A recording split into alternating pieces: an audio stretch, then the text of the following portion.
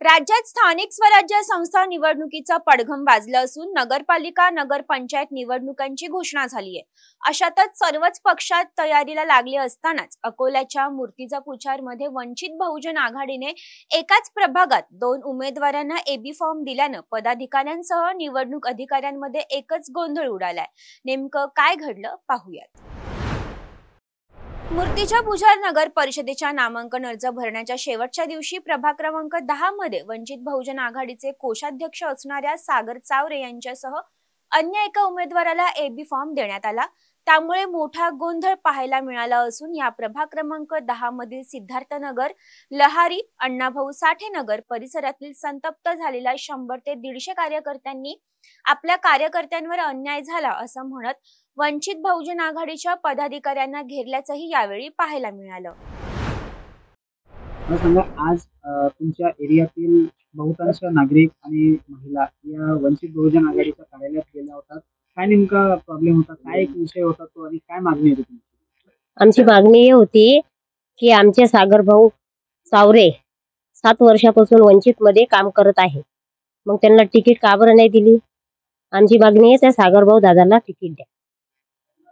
दुकातनी कामी पडते ते, म्हणून आमचं म्हणणं हेच आहे की सागर भाऊ चावरेंना तिकीट मिळावे। सागर दादा चावरे यांना तिकीट मिळायचा विषय होता।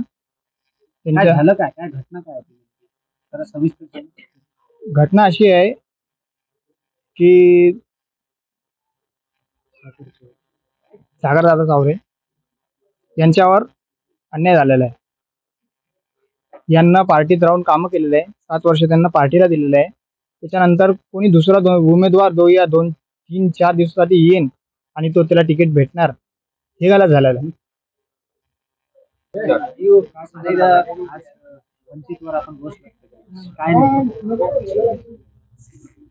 सागर भाऊ चावरे यांच्यासाठी तो आमच्यासाठी रातभर दिवसभर मेहनत करत आहे 7 वर्षापासून मागे, आणि आम्हाला अपेक्षा होती की त्याला तिकीट भेटली पाहिजे आणि त्याला खरोखर भेटली पाहिजे होती, पण आमच्यासोबत आणि त्याच्यासोबत अन्याय झालेला आहे। याच प्रकारे आमची नाराजगी आहे। 2 तारखेला काय निर्णय? आमचा निर्णय तर हेच आहे, आता सागर भाऊ चावरे ला वंचित करून अगर तिकीट मिळाली तर आम्ही त्यांच्यासोबत आहे, अन्यथा मग आम्ही मतदानावर बहिष्कार करू। दरम्यान संतप्त झालेल्या या नागरिकांना वंचित बहुजन आघाडीच्या पदाधिकाऱ्यांकडून 24 तासात योग्य तो न्याय मिळेल असं आश्वासन देण्यात आलं। अकोल्याच्या मूर्तिजापूरमध्ये एकाच प्रभागातून वंचित बहुजन आघाडीच्या 2 उमेदवारांना एबी फॉर्म दिला गेल्याने वंचितच्या पदाधिकाऱ्यांसह निवडणूक अधिकाऱ्यांमध्ये एकच गोंधळ उडाला असल्याचे पाहायला मिळत आहे। मूर्तिजापूर नगर परिषदेच्या नामांकन भरण्याच्या शेवटच्या दिवशी एकाच प्रभागातून वंचित बहुजन आघाडीचे 2 उमेदवारांना एबी फॉर्म दिला गेल्याने वंचितच्या पदाधिकाऱ्यांसह निवडणूक अधिकाऱ्यांमध्ये एकच गोंधळ उडालेला पाहायला मिळाला। त्यात दोन्ही उमेदवार पक्षाच्या चिन्हासाठी व पक्षाकडून निवडणूक लढण्याकरता अडून बसल्याचे समजल्या जात आहे। तर हे प्रकरण निवडणूक निरीक्षकांकडे असो अथवा आयुक्तांकडे नेण्यात येणार असल्याचं सांगितलं जात आहे।